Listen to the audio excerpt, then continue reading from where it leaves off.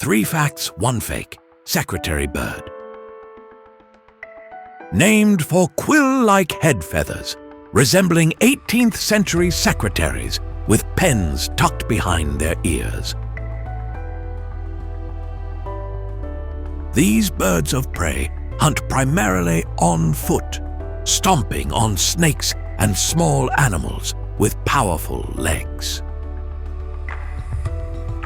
They build massive nests up to 2.5 meters wide, high in acacia trees, often reusing them for years. Despite their name, they are notoriously bad at taking minutes and often misplace important documents.